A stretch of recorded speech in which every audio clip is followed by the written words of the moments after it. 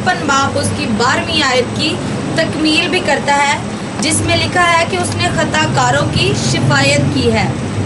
यीशु को जैसे कि हम सब जानते हैं कि बहुत सारे लोग इस बारे में कहते हैं कि यीशु मसीह को जुम्मे के दिन 9 बजे से लेकर 12 बजे के दरमियान में सलीब दी गई। तो हम इसी दरमियान में जो खुदावंद यीशु मसीह के मुंह से निकलने वाले अल्फाज हैं वो पहले दुआ की सूरत में निकलते हैं कि खुदावंद यीशु मसीह अपने दुश्मनों के लिए भी दुआ करते हैं, और वो हमें भी यही सिखाते हैं कि हमें भी अपने दुश्मनों के लिए दुआ करनी चाहिए, जो यीशु मसीह की दायमी मोहब्बत का सबूत है। खुदावंद यीशु मसीह सलीब पर होते हुए भी सबसे पहले दुआ करते हैं और यीशु मसीह माफ़ी मांगते हैं, जो उनकी दायमी मोहब्बत का सबूत देता है। आप जानते हैं कि खुदावंद यीशु मसीह पर इस बात का इल्ज़ाम लगाया गया था कि वो खुदावंद यीशु मसीह खुदा को अपना बाप कहते थे। खुदावंद यीशु मसीह अपने आप को खुदा का बेटा कहते थे। इसी बात की उन्होंने इसी बात को उन्होंने उस पर इल्ज़ाम लगाकर उनको सलीब दी गई। और आज भी खुदावंद यीशु मसीह इस बात पर कायम है कि वो खुदा के बेटे हैं और इस बात से कभी भी नहीं मुड़े। पूरा कलाम, पूरी बाइबल हमें इस बात की गवाही देती है कि खुदावंद यीशु मसीह ही खुदा के बेटे हैं, और हम इसी बात को मानते भी हैं, क्योंकि ये नहीं जानते कि क्या करते हैं। अब इस जुमले का क्या मतलब है कि हम अपने गुनाहों की गहराइयों से वाकिफ़ ही नहीं हैं, कि हम गुनाह कर जाते हैं और हमें पता ही नहीं चलता। हम गुनाह लफ्ज़ को बड़ा ऊपरी सा समझते हैं, हम इसको बड़ा लाइट सा लेते हैं, हम इस चीज़ को ज़ाहिर ही नहीं होने देते, या हमें इस बात का पता भी नहीं चलता, हम इसको नॉर्मल हालात में मिला लेते हैं। हम ये बात को समझते ही नहीं है कि हमने गुनाह किया है या ये गुनाह हमारी ज़िंदगी में बड़ा गहरा असर डालेगा, और हमें इस बात का पता ही नहीं चलता कि हम कितने गुनहगार हो गए हैं। गुनाह हमारी ज़िंदगी में बड़ा अहम किरदार अदा करता है, हमें उस गुनाहगार ज़िंदगी में धकेलने में। आपको इस बात का पता ही नहीं चलता कि आप कितने गुनाहगार हैं जब तक आप कलाम के पास नहीं आते। हम जब तक खुदा के कलाम को पढ़ेंगे नहीं, सुनेंगे नहीं, तो हमें कैसे पता चलेगा कि हम गुनाह कर रहे हैं, हम कितने गुनाहगार हैं। तो इसीलिए हमें खुदा के कलाम के पास आने की ज़रूरत है और खुदा के नूर के पास आना चाहिए। जब तक हम इस नूर के पास नहीं आएंगे, हमारे काम या हमारे गुनाह हम पे ज़ाहिर ही नहीं होंगे, या हमें इस बात का अंदाज़ा ही नहीं होगा कि हम किस कदर गुनाह में हैं। इसी तरह जो लोग खुदावंद यीशु मसीह को सलीब दे रहे होते हैं, उनको इस बात का अंदाज़ा ही नहीं होता, उनको पता ही नहीं होता कि वो जिस आदमी को सलीब दे रहे हैं वो कौन है और क्या कर रहा है और हम क्या कर रहे हैं। इसीलिए तो खुदावंद यीशु मसीह उनको कहता है कि ये नहीं जानते कि क्या करते हैं। ये लोग खुदा के बेटों को मसलूब तो कर रहे हैं, लेकिन उन्हें बिल्कुल भी मालूम नहीं है, उनको अपने गुनाह की संगीनी का अंदाज़ा ही नहीं है कि वो किसको सलीब देने के लिए जा रहे हैं। हम इसी तरह आज लोगों को क्या करते हैं, परेशान करते हैं। खुदा के खादमीन के बारे में ऐसे ऐसे अल्फाज मुंह से निकाल जाते हैं जो शैतान भी कहने से डरता है, और हमें इस बात का अंदाज़ा ही नहीं होता कि हम क्या कर रहे हैं। हम जगह जगह रूल कुदस को नाराज़ करते हैं, हमें पता ही नहीं चलता कि हम अपने मुंह से कौन सी बात किस वक्त कह जाते हैं, और खुदा और रूल कुदस उस बात से कितना नाराज़ होते हैं। तो हमें इस बात को तभी अंदाज़ा लगा सकते हैं, यानी इस बात के बारे में तभी सोच सकते हैं जब हम खुदा के कलाम से वाकिफ़ होंगे। हमें अपने मुंह के कहे गए अल्फाज से तब अंदाज़ा होगा कि जब हम इस बात के बारे में पता हो कि हम ये बात गलत कह रहे हैं, हम उस बात को गलत तरीके से बयान कर रहे हैं। तो हमें खुदा के कलाम को पढ़ने और सुनने की ज़रूरत है। तो अब हम इस बात को देखते हैं कि खुदावंद यीशु मसीह ने ये दुआ किन के लिए कही। क्या उन लोगों के लिए, रोमी सिपाहियों के लिए, या पिलातूस के लिए कही कि अब आप इनको माफ़ कर, जो जानते ही नहीं है इस बात को। रोमी सिपाही पिलातूस के कहने पर हर रोज़ बहुत सारे लोगों को सलीब देते थे, बहुत सारे लोगों को सलीब देते थे, और उनको इस बात का पता होता था कि ये गुनहगार है। बस जो उनको पिलातूस ने कह देना है वो ही उन्होंने मान लेना, उन्होंने उन्हीं लोगों को सलीब देनी है। लेकिन पिलातूस इस बात को जानता था कि जिस शख्स को वो सलीब देने का हुक्म दे रहा है वो रास्तबाज है और बेगुनाह है। لیکن وہ پھر بھی دوسروں کے لوگوں کے کہنے پر، وہ لوگ جو جانتے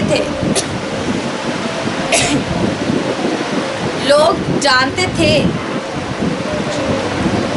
کہ وہ کس کو صلیب دے رہے ہیں، وہ خدا کے کاموں سے واقف تھے، وہ جانتے تھے کہ خداوند یسوع مسیح نے بڑے معجزے کیے ہیں، خدا کی قدرت کو بڑا ظاہر کیا ہے ہم سب پر، لیکن وہ پھر بھی اس بات کو رد کر رہے تھے اور خداوند یسوع مسیح کو صلیب دینے پر آمادہ تھے۔ وہ چاہتے تھے کہ یسوع مسیح کو صلیب دے، لیکن وہ یہ سب کچھ کن کے کہنے پر کر رہے تھے؟ سردار کاہن اور فقی فریسیوں کے کہنے پر، جو اس بات کے ڈر سے کہ اگر یہ یسوع مسیح کو ماننا شروع کر دیں، اس کی تعلیم پر عمل کرنا شروع کر دیں، تو ہم کہاں کریں گے؟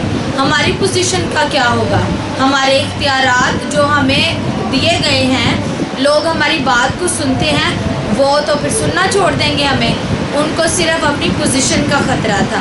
انہوں نے خود تو یسوع مسیح کو مسترد کیا، یعنی ان کو رد کیا اور ان کو ماننے سے انکار کیا، اور انہوں نے دوسروں کو بھی اس بات پر آمادہ کر دیا کہ وہ یسوع مسیح کا انکار کر دیں۔ تو اس لیے وہ کون سے چرواہے بن گئے؟ وہ بھیڑیے، پھاڑ کھانے والے بھیڑیوں میں شامل ہو گئے۔ وہ اچھے چرواہے نہیں رہے کہ وہ اچھی تعلیم دے، لوگوں کو سمجھائیں۔ آج بھی اسی طرح ہمیں اچھے چرواہوں کی ضرورت ہے، پھاڑ کھانے والے بھیڑیوں کی نہیں۔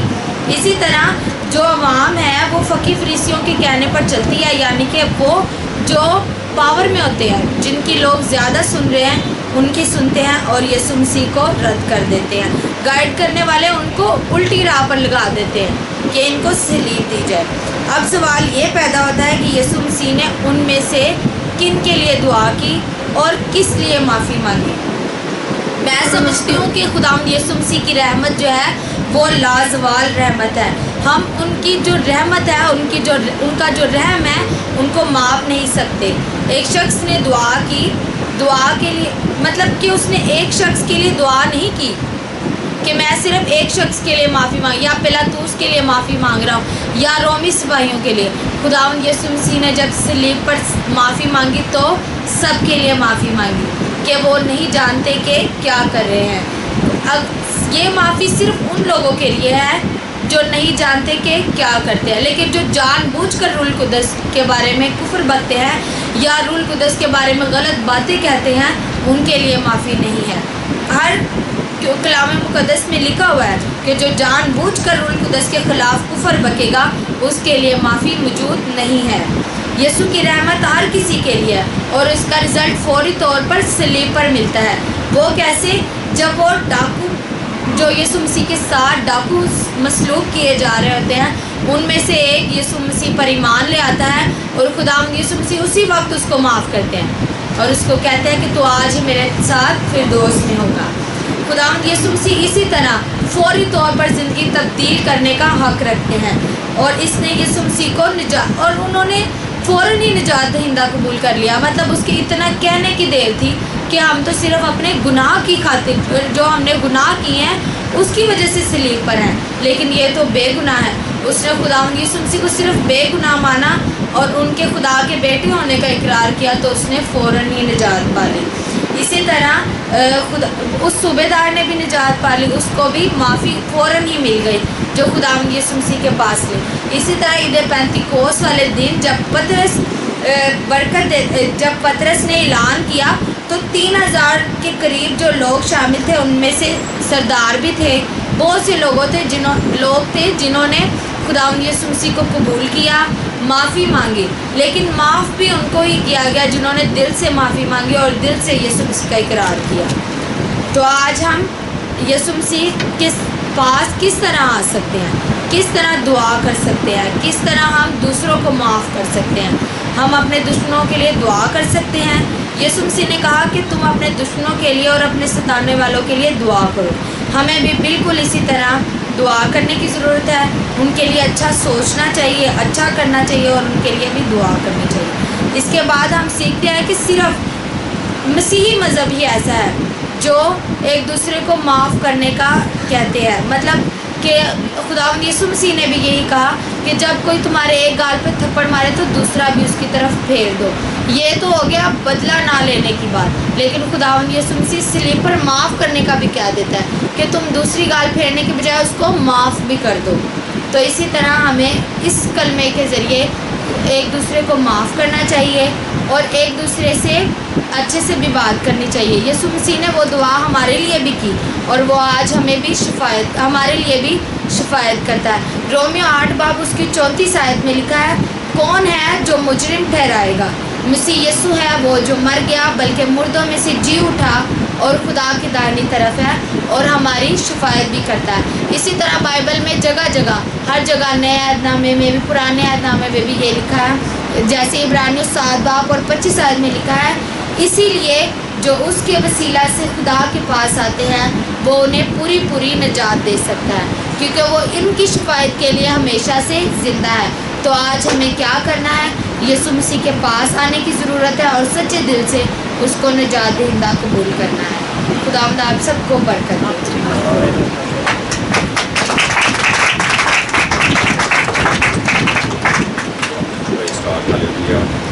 یقیناً خدا یسوع مسیح